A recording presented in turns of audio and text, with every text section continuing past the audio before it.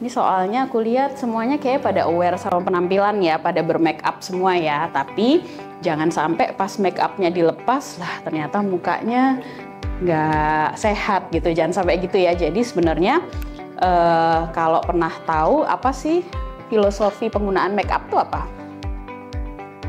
Ya, apa? Ya boleh. Dari mana nama? Terima kasih atas kesempatannya. Izin mengenalkan diri, saya Azara Putri asal Kabupaten Sidoarjo. Menurut saya bermake up itu tidak menutupi jati diri, tapi hanya menutupi warna kulit saja dan memperindah. Gitu. Oke, jadi menarik ya.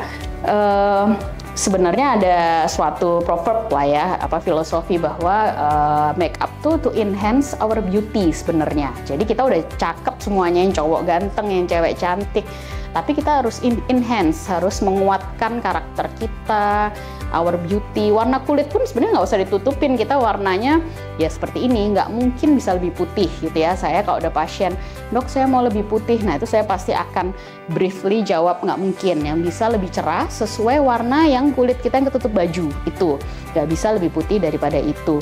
Malah kalau kamu make upnya keputihan juga aneh, karena nggak sesuai sama warna leher, warna apa. Nah sekarang kan saya lebih senang sekarang make upnya lebih natural ya, nggak daripada dulu. Kalau kalian lihat zaman dulu kan waduh putih banget gitu ya. Nah sekarang lebih oke lah gitu. Jadi jangan lupa make up itu untuk enhance our beauty ya. Jadi jati diri kita lebih kuat, terus kita jadi kelihatan lebih menarik gitu ya. Bukan untuk menutupi dosa-dosa kulit ya. Jadi kulitnya ada item-itemnya, ada bopengnya, coba ditutupi dengan make up itu pasti akan susah. Dan kalau di zoom lah ternyata kok begini gitu ya. Jadi hati-hati juga dengan bermake up. Sering wah kok di foto cantik banget ya, setelah ketemu asli kok kayak gini. Itu kan sering ya kejadian sekarang ya. Jangan sampai juga seperti itu. Jadi tipsnya gimana sih gitu ya. Jadi ini basic banget sebenarnya, nggak ribet. Yang cowok-cowok juga pasti merasa aku cowok, tapi kalau duta koperasi kayaknya yang cowok-cowok juga ini ya, aku lihat aware lah itu, it's a good things lah ya. Karena kalau kebanyakan cowok tuh kan nggak peduli, males gitu ya. Padahal sebenarnya sekarang pasien cowok udah banyak banget dan kita bikin senatural mungkin. Next slide. Nah, jadi perawatan wajah sehari-hari itu perlu nggak sih gitu ya? Banyak yang setelah ada masalah baru datang ke kita gitu. Nah, itu aku paling sedih. Padahal sebenarnya sebelum ada keluhan harusnya mulai untuk bisa berkonsultasi. Slide selanjutnya. Nah, jadi banyak yang bilang kulitku nggak kenapa-napa, cuman kalau di foto nggak glowing nih gitu ya. Jadi akhirnya apa? Cari filter yang paling cocok ya, lama gitu mau upload di Instagram cari filter dulu. Nah ini tanda-tandanya berarti sebenarnya. Jadi harusnya tanpa filter udah kulitnya udah bagus gitu ya untuk langsung dia upload. Aku nggak berjerawat, jadi dianggapnya kalau pakai skincare tuh kalau berjerawat. Ini kayaknya alhamdulillah nggak ada yang berjerawat ya. Tapi mungkin harus dihapus dulu make upnya buat tahu gitu ya. Terus ini cuman kosmetik, nggak penting gitu ya. Padahal sebenarnya kalau kira-kira kulitnya sehat, pede nggak untuk keluar rumah? Jelas enggak ya. Jadi sebenarnya ini nggak kosmetik doang. Terus takut ketergantungan. Nanti kok skincare-nya dilepas, jadinya malah jelek kulitnya. Terus nanti kulitku tipis. Sekarang lagi happening ya di sosmed tentang penggunaan skincare bikin kulit makin nggak sehat.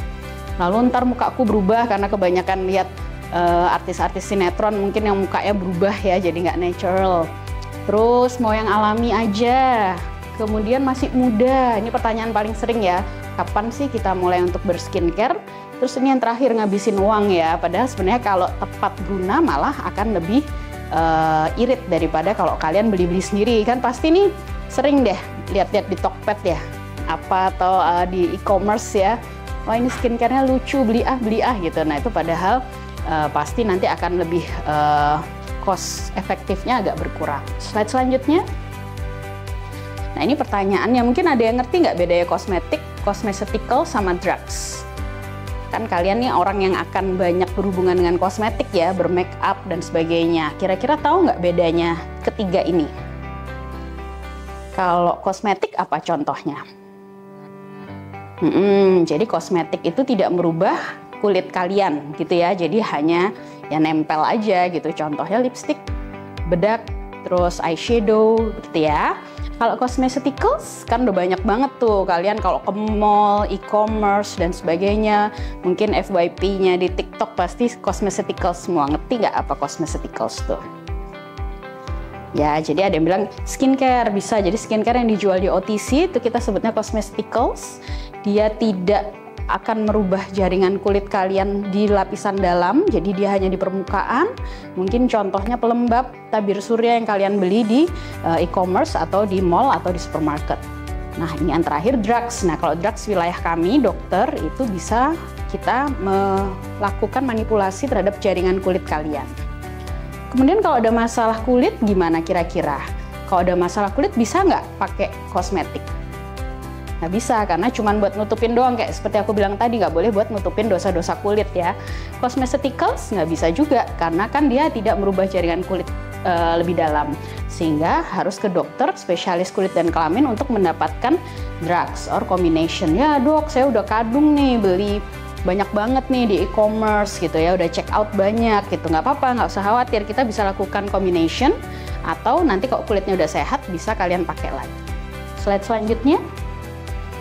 Prinsipnya apa sih dok? Pokoknya saya nggak mau ribet-ribet ya dok, saya sibuk, saya suka ketiduran gitu ya, apa yang harus saya lakukan? Tapi kalau duta koperasi ini kayaknya pasti aware, jadi saya seneng kalau orang yang aware, akhirnya nanti pasti kita lebih mudah untuk memberikan terapi. Pertama, pembersih wajah alias sabun ya, terus kedua pelembab. Sabunnya jangan sabun batang tubuh terus dipakai buat wajah ya, biasanya cowok-cowok tuh males tuh ya, jadi ada khusus untuk wajah. Kemudian pelembab, moisturizer. Ketiga, tabir surya, sunscreen. Di sini pakai sunscreen semua nggak? Pakai ya. Nanti akan kita bahas sunscreen yang bagus yang kayak gimana. Nggak semua sunscreen itu bagus ya. Terus krim malam dengan bahan aktif atau mungkin bahasa retinoids. Nah, baru ada tambahan. Contohnya toner, serum. Jadi saya nggak selalu ngasih itu tambahan.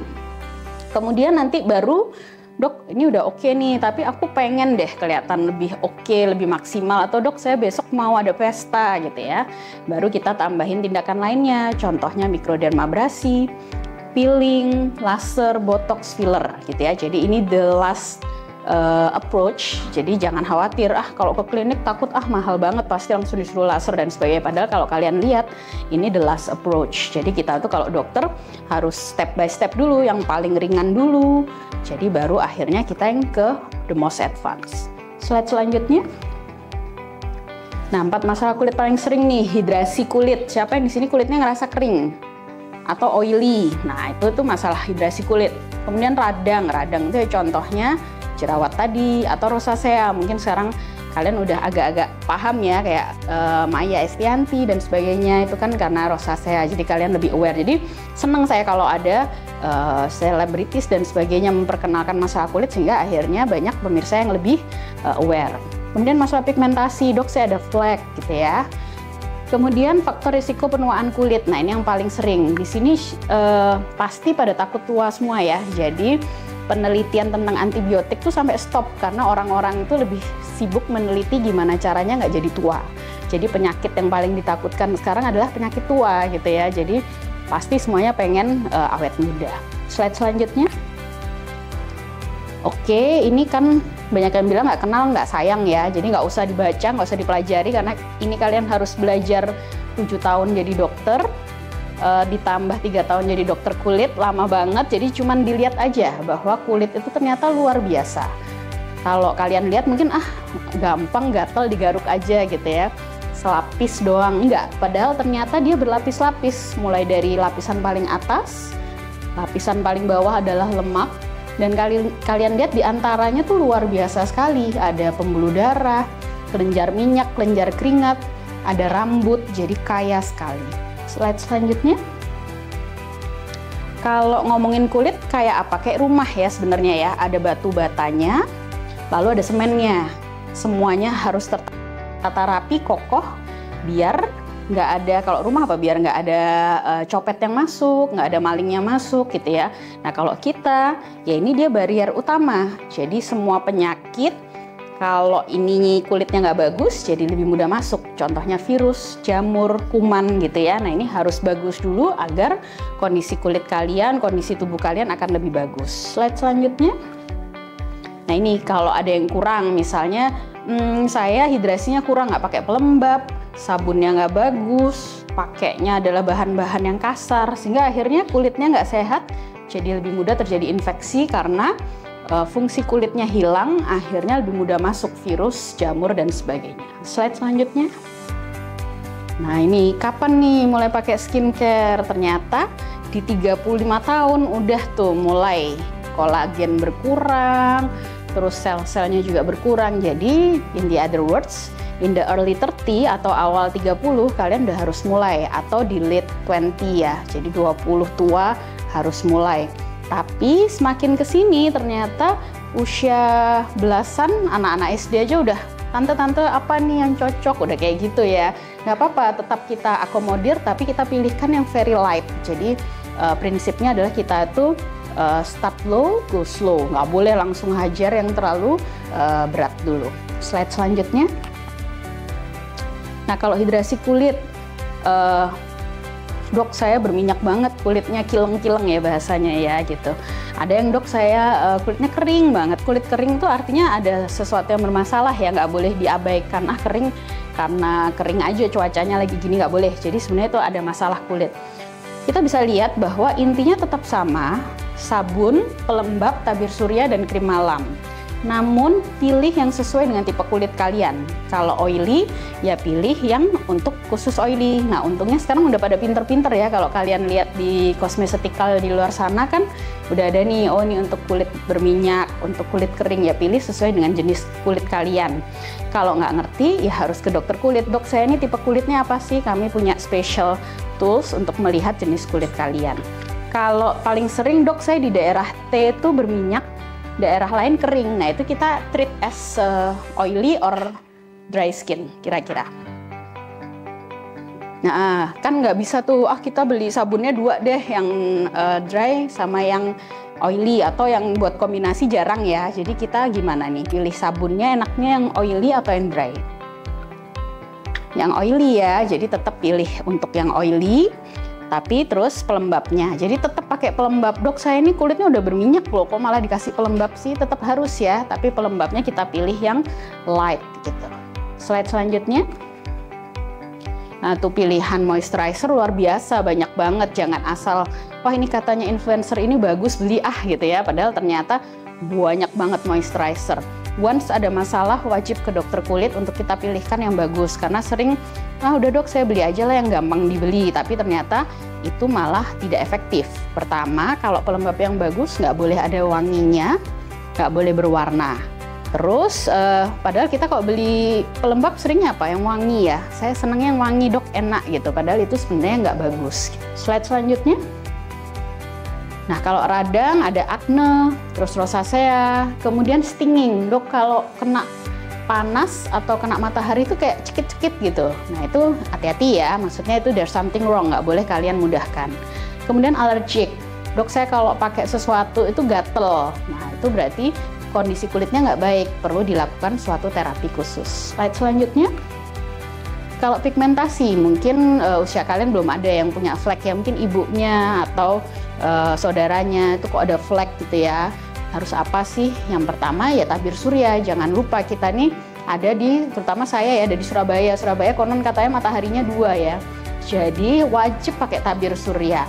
Pakai tabir surya harus diulang nggak? Diulangnya setiap berapa jam?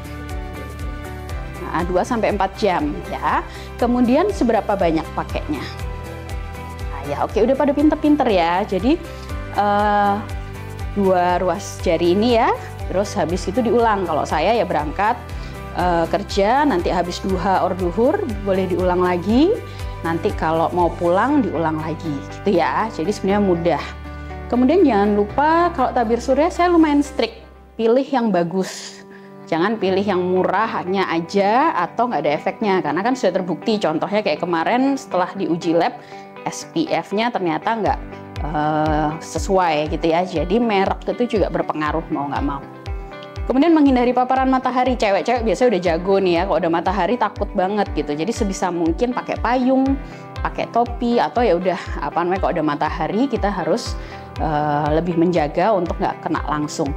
Matahari jam berapa sih yang aman sebenarnya? Jam berapa tuh? Kalau kita ambil average-nya lah gitu. Ya, jadi jam 6, jam 7 kalau mau berjemur bagus, boleh untuk vitamin D. More than that, lebih berhati-hati ya.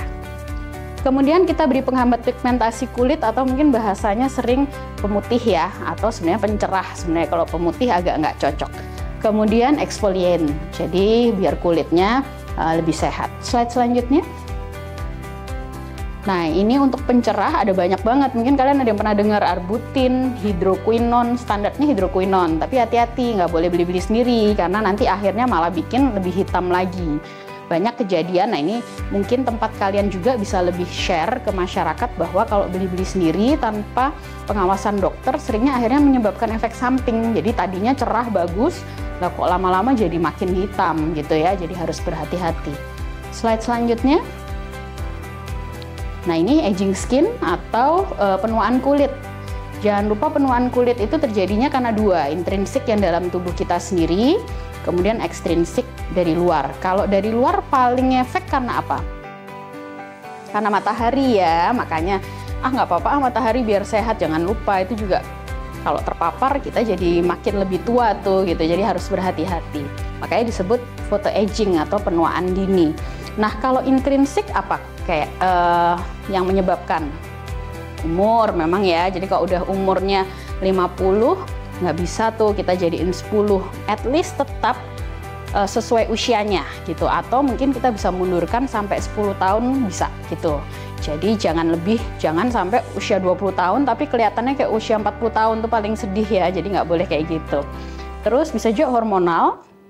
Kemudian bisa juga karena stresor lain yang nggak boleh stres, makanya ya susah ya nggak hidup kalau nggak stres. Tapi gimana kita riding the wave with the stress gitu ya. Jadi kalau ada stres ya udah kita jalani aja.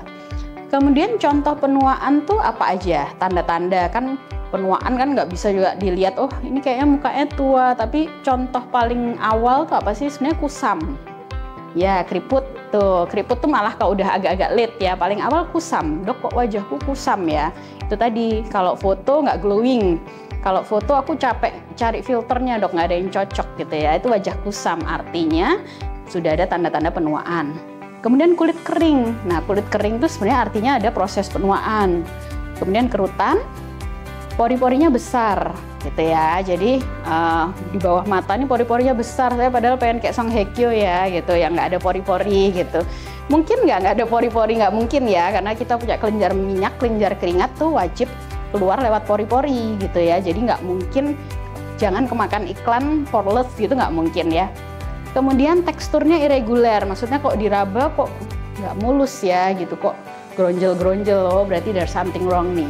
Mudah radang, dok saya pas dulu kalau pakai make up nggak masalah, tapi semakin kesini pakai make up kok gampang gatel, gampang merah. Nah itu artinya sebenarnya kualitas kulit kita menurun. Kemudian ada bintil-bintilnya, mungkin kalau lihat orang tua tuh ya di sini di leher ada bintil-bintil, kemudian flek itu juga tanda penuaan.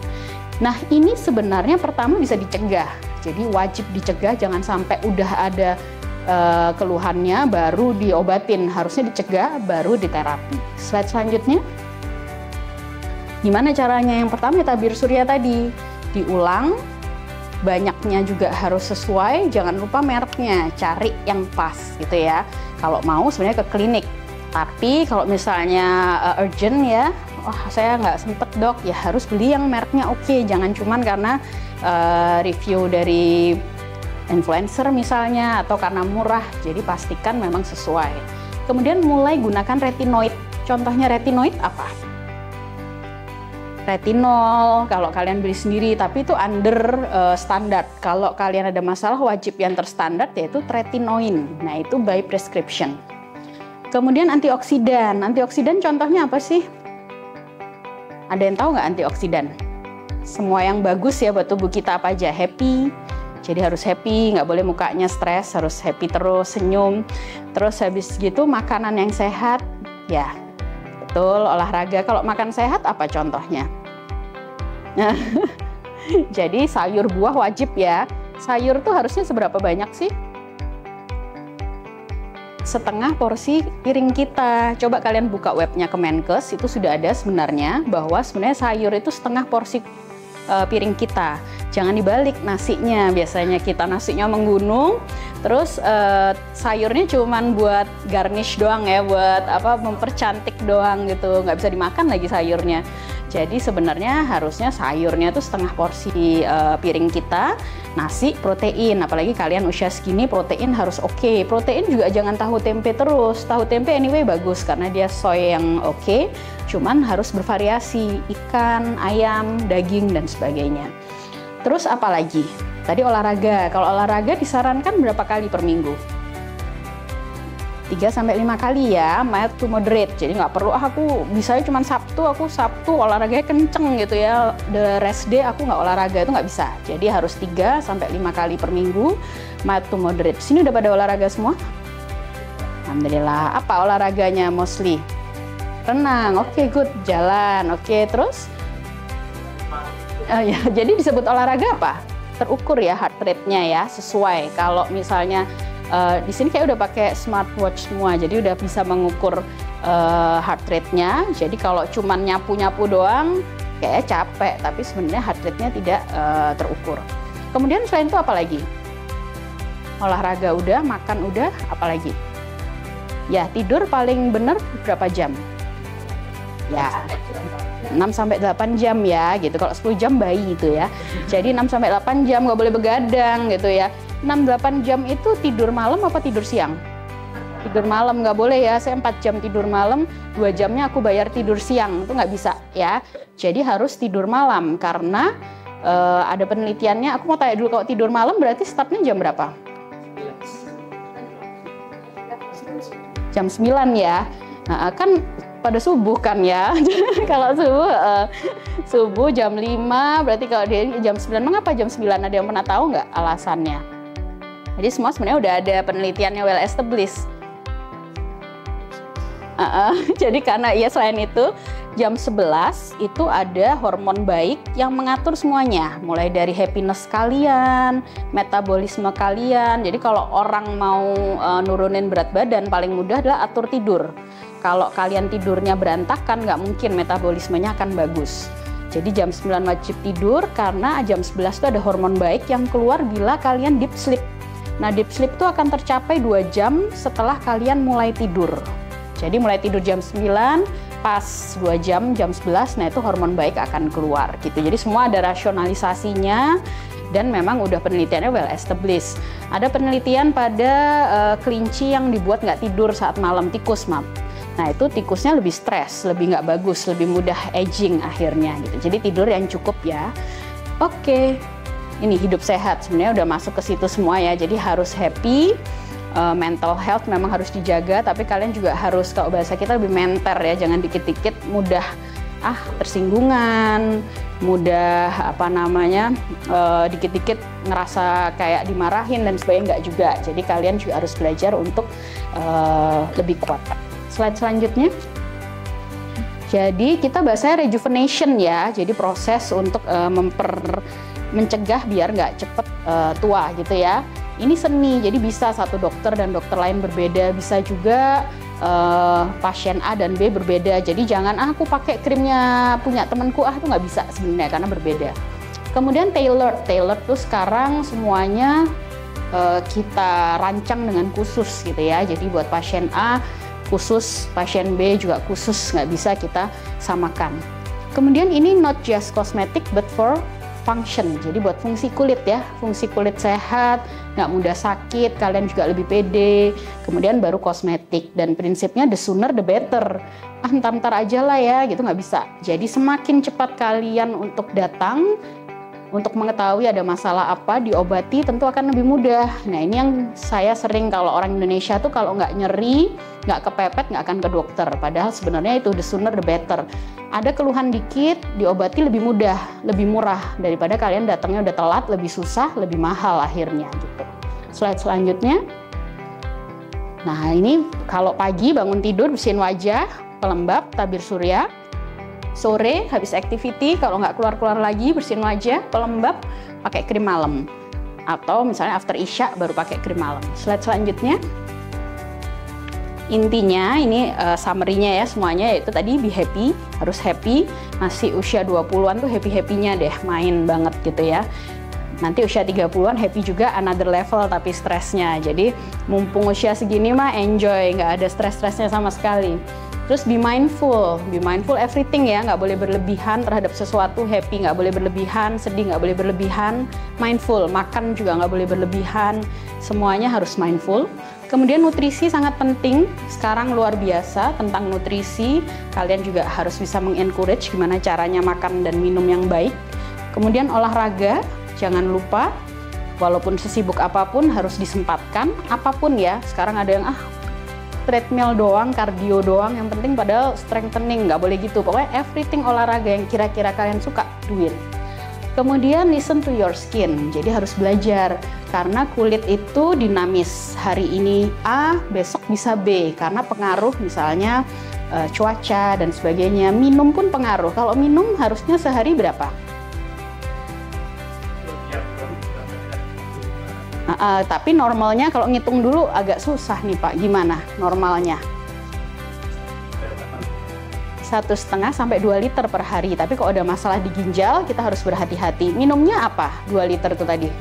Air putih ya, bukan air kopi susu ya. Jadi air putih, nah ini kurang nih Pak airnya, harus ditambah nih berarti gitu, seret nanti. Jadi harus 2 liter per hari ya. Terus harus tahu kalau kulitnya rasanya bermasalah, harus apa itu harus kalian pelajari, sehingga harapannya nanti akan kita raih bersama healthy skin. Slide selanjutnya kayaknya udah ya. Oke, terima kasih banyak. Mungkin ada 1-2 pertanyaan?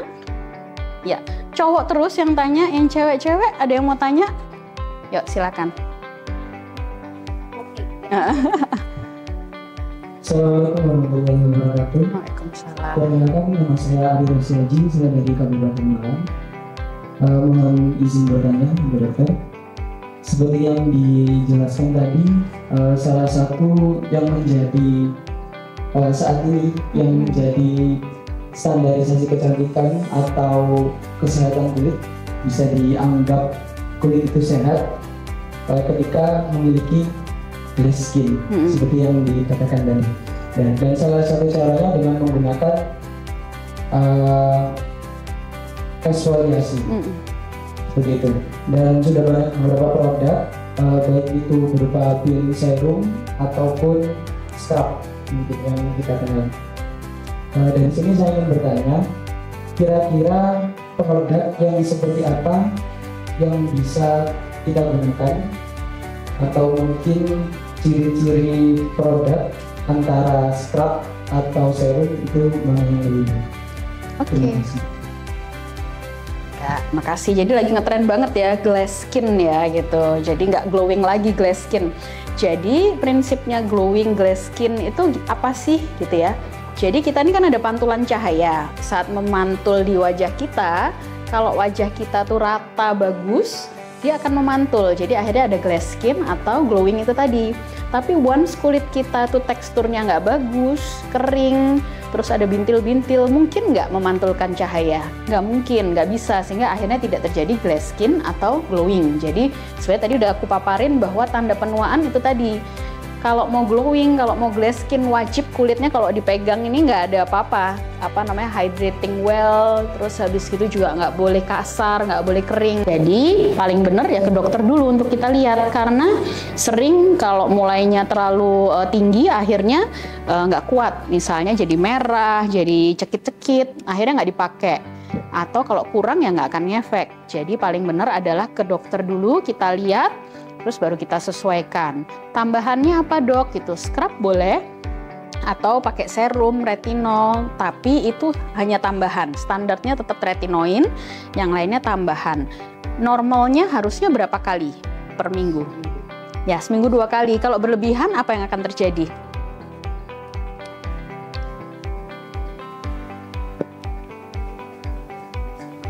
Ya, yang terjadi akhirnya over exfoliating, jadi iritasi, bukan malah glass skin atau glowing jadi merah-merah, jadi gatel, jadi nyeri, nggak boleh gitu ya. Jadi standarnya adalah tretinoin yang harus diresepkan.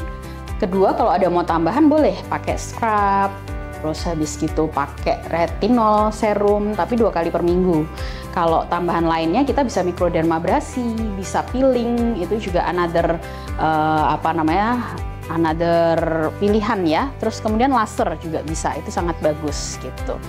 Terus itu sih, jadi standarnya tetap harus pakai tretinoin dulu sebenarnya setiap malam. Oke, ada lagi yang tadi Mas, yang terakhir mati kayaknya. Mati kayaknya. Assalamualaikum warahmatullahi Juga mati. wabarakatuh. Perkenalkan, nama saya Alfi Firmawan dari Kabupaten Sidoarjo. Manajer Ibu dokter tadi mengenai tadi kulit yang saya tanyakan ada tadi sedikit menyinggung daya tahan tubuh. Saya bertanya, kapan ketika tubuh itu mengeluarkan toksik? Kalau saya pernah baca di buku kesehatan, itu ginjal mengeluarkan toksik itu di jam 1 itu akan betul.